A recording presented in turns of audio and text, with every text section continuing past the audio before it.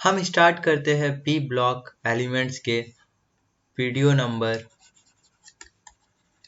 3 को। इसमें हम स्टडी करेंगे ग्रुप 16 के एलिमेंट्स, उसके प्रॉपर्टीज और उनसे बने हुए कुछ कंपाउंड्स के बारे में। ग्रुप नंबर 17 में 16 में हमारा एलिमेंट्स है oxygen, sulphur, selenium, tellurium, polonium और एलवी, जो कि ये एक रेडियो एक्टिव एलिमेंट है। इसको अगर याद रखना है तो इसको याद रखने का एक शॉर्ट ट्रिक हम बता सकते हैं। ओए, शिल्पा, सेट्टी, तेरा, फोन। यहाँ O for oxygen, S for sulphur, Se for selenium, Te for tellurium और phone means polonium. So you have to remember this. ये लाइन याद रखने से हम ग्रुप 16 के एलिमेंट्स को याद रख सकते हैं। अगर हम ऑक्यूरेंस की बात करें, यानी कि कौन सा एलिमेंट कहाँ पाया जाता है, तो ग्रुप 16 का जो ऑक्सीजन है, ऑक्सीजन हमारे एटमॉस्फेयर का ऑलमोस्ट 21% पाया जाता है, जो कि O2 मॉलिक्यूल से ऑक्सीजन है। इसके अलावा अर्थ में जितने भी हम सामान देखते हैं, जैसे कोई रॉक हो गया या फिर कोई और हो गया, तो उन सब में ऑक्सीजन पाया जाता है। और हम कहते हैं कि अर्थ क्रस्ट का अबाउट 46% ऑक्सीजन होता है। वहीं अगर सल्फर का बात किया जाए तो सल्फर हमें मिलता है कुछ खाने की सामान में, जैसे अंडा, प्रोटीन में, गार्लिक,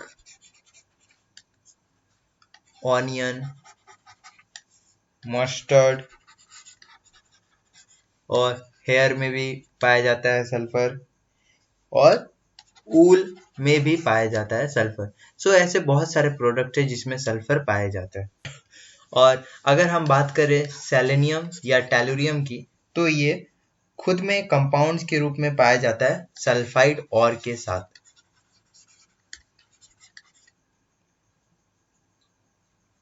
इसके अलावा पोलोनियम पाया जाता है कुछ डेड बॉडीज में, यानी कि कुछ प्लांट्स या फिर एनिमल्स के डेड बॉडीज में पोलोनियम पाया जाता है। अब चलिए समझते हैं ग्रुप 16 के इन एलिमेंट्स का इलेक्ट्रॉनिक कॉन्फ़िगरेशन और बाकी अदर प्रॉपर्टीज। अगर इस ग्रुप के इलेक्ट्रॉनिक कॉन्फ़िगरेशन को देखा जाए तो जनरली ये ग्रुप NH2 NP4 का इलेक्ट्रॉनिक कॉन्फ़िगरेशन दिखाता है। इसमें n कोई इंटीजर हो सकता है। इस टेबल को अगर हम स्टडी करें तो हम देख सकते हैं, ये हमारा ग्रुप 16 एलिमेंट्स का टेबल है। ये oxygen, sulphur, selenium, tellurium, polonium. इनका जो एटॉमिक नंबर है ये 8, 16, 34, 52 और 84 है। इनका इलेक्ट्रॉनिक कॉन्फ़िगरेशन देखिए, 2s2 2p4, 3s2 3p4, यहाँ 4s2 4p4। तो इसको अगर हम कहें तो ये NS2 NP4 का electronic configuration in general follow करता है। इसके अलावा अगर हम इनका रेडियस को देखें तो ये रेडियस जैसे जैसे हम नीचे जाएंगे ये इंक्रीज करेगा, क्योंकि नीचे जाने से इनका अलग से एक सेल ऐड हो जाता है और रेडियस इंक्रीज करेगा। इसके अलावा इलेक्ट्रोनेगेटिविटी के ट्रेंड को देखेंगे तो इलेक्ट्रोनेगेटिविटी धीरे धीरे कम हो रहा है। जैसे हमारा ग्रुप में एलिमेंट्स कुछ इस तरह होता है, तो हम जैसे जैसे डाउनवर्ड जाएंगे हमारा इलेक्ट्रोनेगेटिविटी डिक्रीज कर रहा है, कम हो रहा है। अगर डेंसिटी की बात करें तो डेंसिटी इंक्रीज कर रहा है, अगर हम नीचे जाएंगे तो डेंसिटी इंक्रीज करेगा। इसी के साथ अगर हम मेल्टिंग पॉइंट और बॉइलिंग पॉइंट को देखें तो ये दोनों ही इंक्रीज करता है जैसे जैसे हम नीचे की ओर जाते हैं, यानी कि ऑक्सीजन का सबसे लिस्ट होता है और पोलोनियम का सबसे ज्यादा इंक्रीज करता है। ये प्रॉपर्टीज है ग्रुप 16 एलिमेंट्स के बेसिक प्रॉपर्टीज। अगर हम बात करें ऑक्सीडेशन स्टेट की, तो ऑक्सीजन -2, -1, 1 और +2 का ऑक्सीडेशन स्टेट शो करता है। सल्फर सिमिलरली -2, 2, 4 और 6 का ऑक्सीडेशन स्टेट शो करता है। सेलेनियम के ऑक्सीडेशन स्टेट ये होते हैं, टैलेरियम के ये होते हैं और पोलोनियम के 2 और 4 होते हैं। ये माइनस में ऑक्सीडेशन स्टेट शो नहीं करता है। चलिए अब बात करते हैं ग्रुप 16 एलिमेंट्स के केमिकल प्रॉपर्टीज के बारे में। अभी जो प्रॉपर्टीज हम पढ़े वो फिजिकल प्रॉपर्टीज थे, अब हम केमिकल प्रॉपर्टीज को डिस्कस करेंगे। अगर हम बात करें रिएक्टिविटी विथ हाइड्रोजन, यानी कि हाइड्रोजन के साथ किस तरह रिएक्ट करेगा ग्रुप 16 का एलिमेंट। तो ग्रुप 16 का एलिमेंट्स कुछ इस तरह का कंपाउंड बनाता है। यहाँ पे E को आप कह सकते हैं ग्रुप 16 का O या फिर S या फिर सेलेनियम या फिर टैलेरियम या फिर पोलोनियम, ये एलिमेंट्स है। तो H के साथ जब भी रिएक्ट करता है H2E बनाता है। और अगर हम बात करें H2O और H2S, ऐसे ही H2SE, तो ये जैसे जैसे हम डाउनवर्ड जाएंगे एसिडिक कैरेक्टर इंक्रीज करेगा।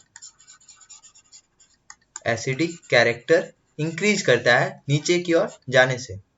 सो ये था सिंपल हाइड्रोजन के साथ ग्रुप 16 एलिमेंट का रिएक्शन। अब हम बात करते हैं ग्रुप 16 एलिमेंट्स का reaction with oxygen.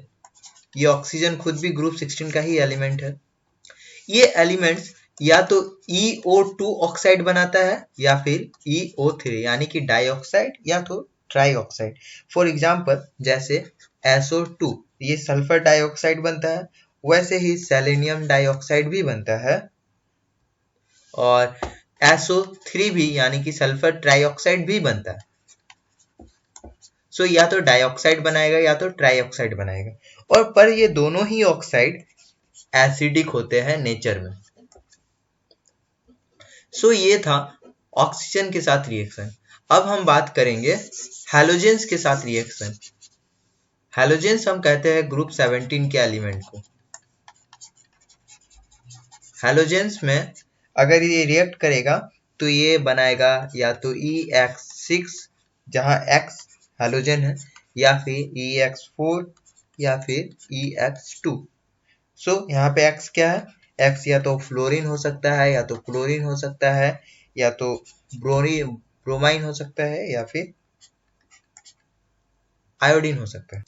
So group 16 के एलिमेंट्स कुछ इस तरह के ऑक्सीडेशन स्टेट शो करता है हैलोजन के साथ। अब हम चलिए बात करते हैं ग्रुप 16 के कुछ बेसिक मॉलिक्यूल्स और कंपाउंड्स को, जैसे कि डाई ऑक्सीजन यानी O2। ऑक्सीजन जो मिलता है हमें एटमॉस्फेयर में वो O2 के फॉर्म में मिलता है। अगर हमें O2 प्रिपेयर करना पड़े तो हम कैसे करेंगे? हम ये प्रिपेयर कर सकते हैं कुछ कंपाउंड्स को हीट करके डिकम्पोज करते हुए, जैसे KClO3 को अगर हम हीट करेंगे in the presence of MnO2 तो ये हमें बना देगा KCl प्लस O2। ये O2 हमारा बन गया। ऐसे ही और भी रिएक्शन हो सकता है, जैसे कि अगर हम Ag2O को हीट करेंगे तो ये भी हमें सिल्वर और ऑक्सीजन अलग अलग फॉर्म में देगा, अलग अलग स्टेट में। साथ ही अगर HgO को हम हीट करें तो इसमें भी हम ऑक्सीजन अलग से सेपरेट कर सकते हैं। सो ये एक तरीका है ऑक्सीजन को ऑब्टेन करने का। हम हीट करके किसी इस मॉलिक्यूल्स को हीट करके ऑक्सीजन पा सकते हैं। आप चाहे तो इनको नोट डाउन कर सकते हैं। ऑक्सीजन के प्रॉपर्टीज क्या होते हैं? अगर हम बात करें O2 मॉलिक्यूल के प्रॉपर्टीज को, तो डाई ऑक्सीजन एक कलरलेस और ऑर्डरलेस, यानी कि ना ही इसका कोई कलर होता है और ना ही ये इसका कोई स्मेल होता है। सो ये कलरलेस और ऑर्डरलेस गैस है। ये 90 केल्विन के हीट में लिक्विफाई कर जाता है, यानी लिक्विड फॉर्म में आ जाता है, और 55 केल्विन में ये फ्रीज कर जाता है। डाई ऑक्सीजन ऑलमोस्ट सारे मेटल के साथ रिएक्ट करता है और उनका ऑक्साइड बनाता है। इसका बेसिक यूज है जैसे कि कंबसन। बिना ऑक्सीजन के हम किसी को जला नहीं सकते, किसी भी चीज को जला नहीं सकते, सो कंबसन में ऑक्सीजन का यूज होता है। इसके अलावा कुछ मॉलिक्यूल्स को बनाने में, जैसे H2O जैसे मॉलिक्यूल्स को बनाने में ऑक्सीजन का यूज होता है। ऑक्सीजन का काफी सारे इंडस्ट्रियलिस्ट यूज भी है, और ऑक्सीजन को हम रॉकेट में भी यूज करते हैं ताकि थ्रस्ट क्रिएट किया जाए, ये थ्रस्ट क्रिएट किया जाए एबो। जब ये ऑक्सीजन मेटल के साथ मिलता है तो हम उसे कहते हैं मेटल ऑक्साइड। और मेटल ऑक्साइड काफी यूजफुल होते हैं अलग अलग चीज में, जैसे MgO, ये मैग्नीशियम का ऑक्साइड हो गया, ये अल्मुनियम ऑक्साइड हो गया, ऐसे काफी सारे मेटल ऑक्साइड होते हैं। हमारे अर्थ में यानी पृथ्वी में एकदम बाहरी सतह में एक ओजोन लेयर प्रेजेंट है।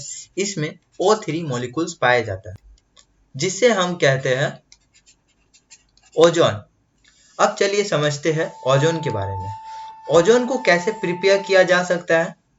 ओजोन को प्रिपेयर किया जाता है सिंपल O2 से ही। अगर O2 को डिस्चार्ज किया जाए तो ये O3 बन जाएगा, और क्योंकि उतने ऊपर में हिट और अलग अलग चार्ज मॉलिक्यूल होते हैं तो इनके वजह से O2 O3 बन जाता है, और ओजोन हमारा अल्ट्रा वायलेट रे से हमें बचाता है, सन के अल्ट्रा वायलेट रे से हमें बचाता है। ये ओजोन सिंपल सा पेल ब्लू कलर का गैस है, और इसको जब हम लिक्विड में बदल देंगे तो ये बन जाएगा डार्क ब्लू। अगर सॉलिड में बदला जाए तो ये वायलेट कलर का बन सकता है। ओजोन का इंपॉर्टेंस ये है कि ये हमें अल्ट्रा वायलेट रेज से बचाता है। अगर ये नहीं रहा तो हमें काफी हीट झेलना पड़ सकता है, और ग्लोबल वार्मिंग भी काफी इंक्रीज करेगा, और अल्ट्रा वायलेट रे हमें हमारे स्किन को खराब कर सकता है, हमें जान से भी मार सकता है। सो ये ऑक्सीजन के बारे में स्टडी करने के बाद चलिए हम स्टडी करते हैं सल्फर को। सल्फर के काफी सारे एलोट्रॉप्स होते हैं, जिनमें कुछ है जैसे येलो रोम्बिक और मोनोक्लिनिक। इसे हम जनरली अल्फा सल्फर और इसे बीटा सल्फर भी कहते हैं। ये येलो कलर का होता है, इसीलिए इसे येलो रोम्बिक कहा जा रहा है, और इसका मेल्टिंग पॉइंट 385.8 केल्विन के पास होता है, और इसका मेल्टिंग पॉइंट 393 केल्विन के पास होता है। सल्फर के दो स्ट्रक्चर होते हैं, उन स्ट्रक्चर को याद रखना काफी जरूरी है। अगर उन्हें याद रखना है तो ये W याद रखना पड़ता है। इसमें एक सल्फर यहाँ, एक सल्फर यहाँ, एक सल्फर यहाँ, एक सल्फर यहाँ, यहाँ। सिंपली ये हमारा बन गया S8, क्योंकि यहाँ पे टोटल 8 सल्फर है। तो ये हमारा S8 मॉलिक्यूल बन गया। इसका स्ट्रक्चर कुछ इस तरह होता है। इसके बाद एक और सल्फर होता है, जो सल्फर का ये S6 मॉलिक्यूल, इसका स्ट्रक्चर कुछ इस तरह का होता है। इसे भी याद रखना जरूरी है। ये हमारा S6 मॉलिक्यूल है। अगर हम सल्फर के एग्जिस्टेंस के बारे में बात करें तो ये सल्फर, इन स्ट्रक्चर को नोट डाउन कर लीजिए।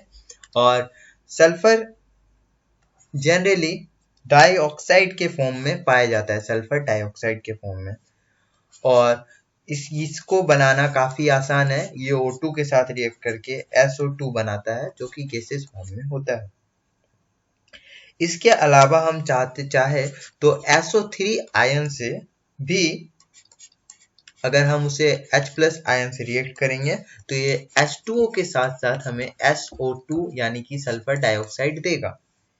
इसके अलावा अगर हम चाहे तो फेरस सल्फाइड्स या अलग अलग मेटेलिक सल्फाइड्स को जब ऑक्सीजन के प्रेजेंस में हिट करेंगे तो हमें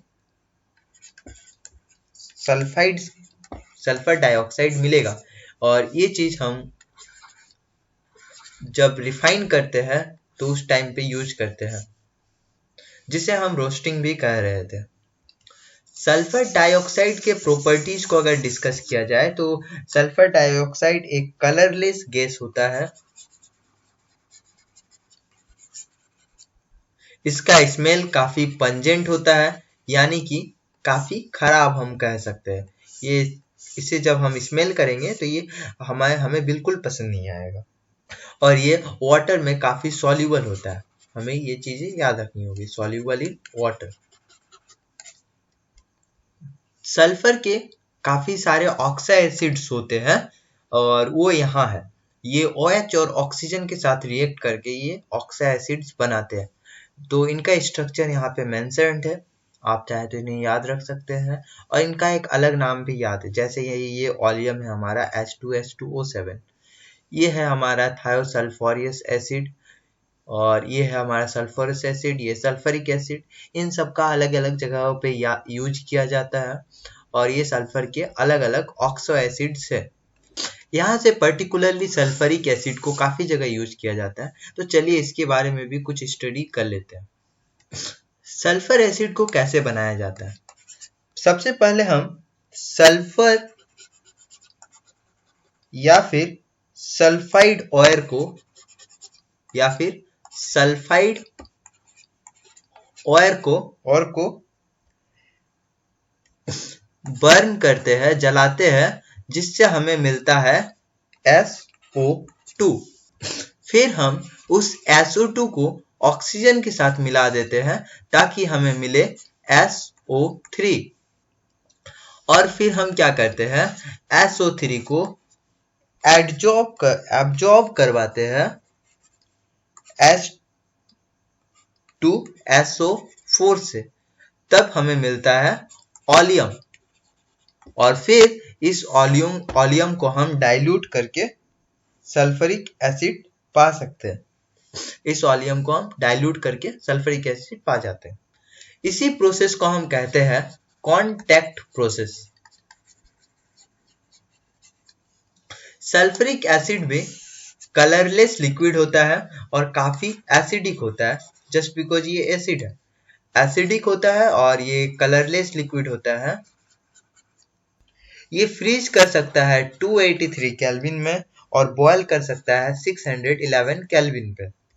सो ये थे ग्रुप 16 के एलिमेंट्स और उनके कुछ यूजफुल कंपाउंड्स और मॉलिक्यूल्स और उनके प्रॉपर्टीज भी।